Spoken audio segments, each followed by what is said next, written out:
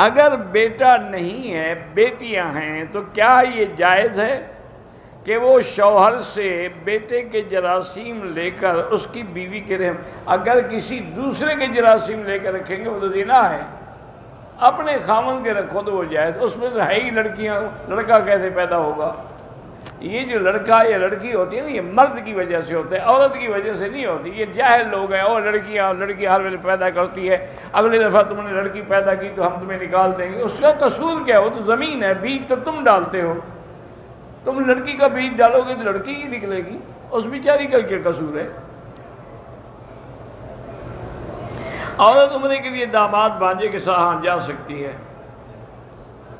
قبروں پر جو پتے رکھتے ہیں یا کھجور بالکل ناجائز ہے۔ طلاق کے بارے میں شک کو الفاظ ادا کیے، خاوند بیوی سے کہا اگر تم نے فلاں کام تمہیں طلاق دے دوں گا، تو وہ دے دوں گا سے نہیں ہوتی،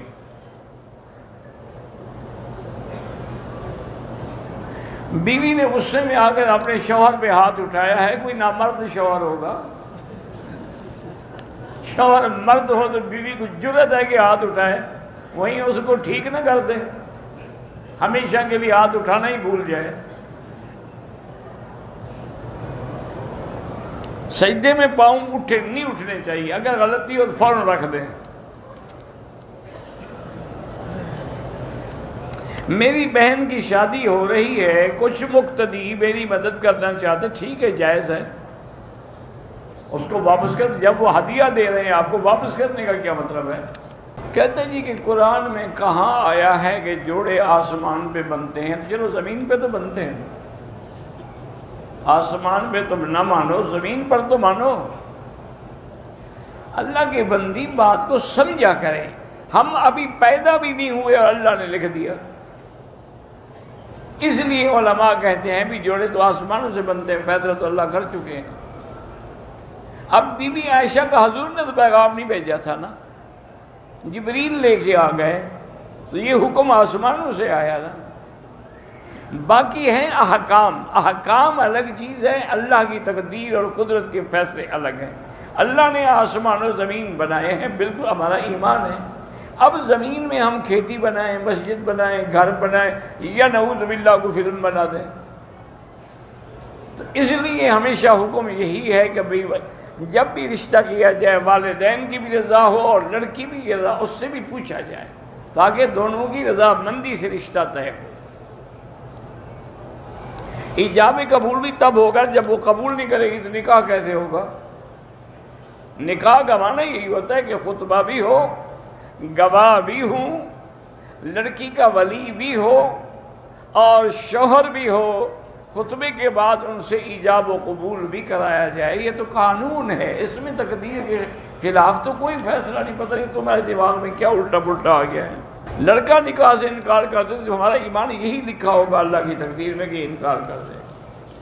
ہم تو اللہ کی تقدیر کے قائل ہیں ہر حال میں، اس کے بغیر کوئی فیصلہ ہو ہی نہیں سکتا۔ میری 2 بیویاں ہیں اور میں دونوں سے شدید تنگ ہوں، ایک سے بیٹا ہے دوسری سے بیٹی ہے، دونوں کو 1 سال کا خرچہ دے کر ایک ساتھ ہی طلاق دے دوں؟ ٹھیک ہے دے دو، ہم سے پوچھنے کی کیا ضرورت ہے؟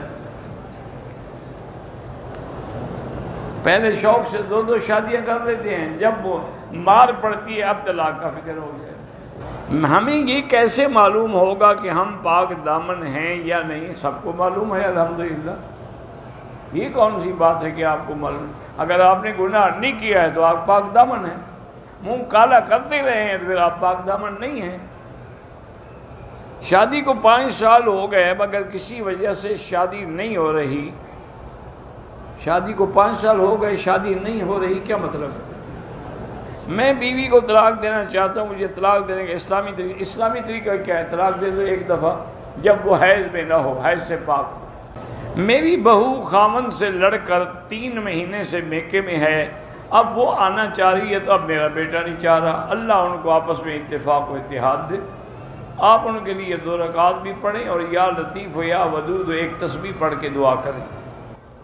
طواف کے 5 چکر میں نے لگا لیے تھے، نماز کھڑی ہو گئی، نماز پڑھ کے وہیں سے شروع کریں، بس 2 چکر پورے کر لیں۔ باتھ روم میں ننگے نہا سکتے ہیں، باتھ روم ننگے کیسے؟ دروازہ بند نہیں ہوگا، یعنی کھلا ہوا ہے، کھلا ہوا ہے تو پھر نہیں نہا سکتے، اگر بند ہے تو پھر ننگے کہاں ہیں؟ میری بیٹی 8 سال کی ہے، پڑھتی نہیں ہے، اس کے لیے آپ 2 رکعت پڑھ کے دعا کیا کریں۔ ایک شخص نے غصے میں اپنی بیوی سے کہا کہ میری طرف سے آزاد طلاق ہو گئی، طلاق بولے نہ بولے۔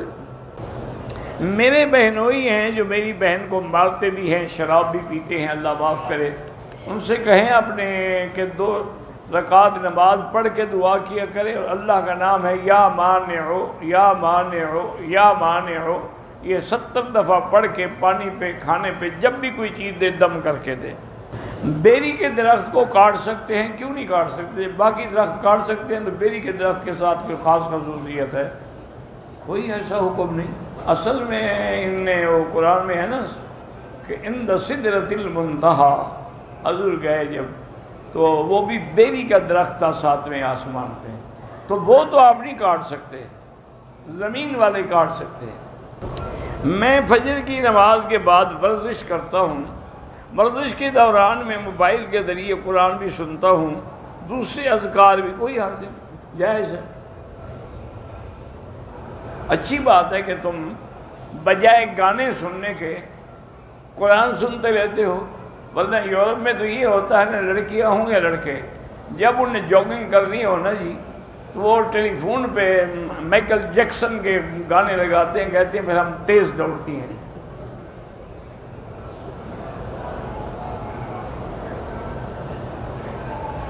میں نماز میں جب نیت کرتا ہوں تو انی وجہت وجہ بھی پڑھتا ہوں، کوئی حرج نہیں، پڑھ لیا کریں۔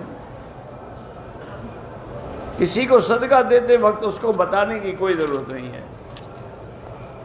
بچوں کو نماز کا پابند کیسے بنائیں؟ پہلے خود بنو، جب تم خود بنو گے ہر نماز کو، ان کو بھی ساتھ لے جاؤ، وہ بھی بن جائیں گے۔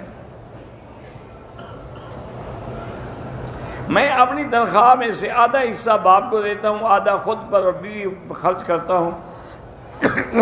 مجھے والد کہتے ہیں کہ آپ کم پیسے دیتے ہیں، گھر سے نکل جانے کا بھی کہتے ہیں، تو اللہ تو جانتا ہے نا میرا بھائی، اگر وہ بالکل راضی نہ ہوں چھوڑ دیں گھر، ان کو جو دیتے ہیں اسی کا کرایہ پہ گھر لے لیں، وہ خود ٹھیک ہو جائیں گے۔ میرے والد اور والدہ شوگر کے مریض ہیں، اللہ ہر مسلمان کو بیماریوں سے نجات عطا فرمائے۔ یاد رکھیں کہ آج کل پوری دنیا میں، خاص طور پر چین میں، ایک کرونا وائرس کا عذاب آیا ہوا ہے، نعوذ باللہ، بڑا متعدی مرض ہے، وہ پھیلتا جا رہا ہے، ہزاروں لوگ جو ہیں اس سے متاثر ہو چکے ہیں۔ اب لوگوں کو علیحدہ رکھا جاتا ہے، دوسروں کے ساتھ ملنے بھی نہیں دیا جاتا۔ ہمارے اپنے لڑکے پاکستان کے جو وہاں پڑھے وہ بیچارے پھنسے ہوئے ہیں، اور بھی کئی لوگ ہیں۔ یہاں کے ملک والوں نے بھی ہدایت کی ہے کہ احتیاط اپنی رکھیں، لیکن میں آپ سے عرض کرتا ہوں کہ ایک آیت ہے قرآن پاک کی، افحسبتم انما خلقناکم عبثا وانکم الینا لا ترجعون، آخر سورت تک۔ یہ آیت اگر آپ صبح کو 3 دفعہ پڑھ لیں اور رات کو 3 دفعہ پڑھ لیں تو کبھی کوئی موذی مرض آپ کے پاس نہیں آئے گی، تمام موذی مرضوں سے آپ کو نجات مل جائے گی۔ اور اسی طرح ایک درود شریف ہے جو بزرگوں نے لکھا ہے، اگر وہ پڑھ لیا جائے تو برز، جذام اور ہر بڑی بیماریاں اور وبائیں جو ہیں ان سے آدمی محفوظ رہتا ہے۔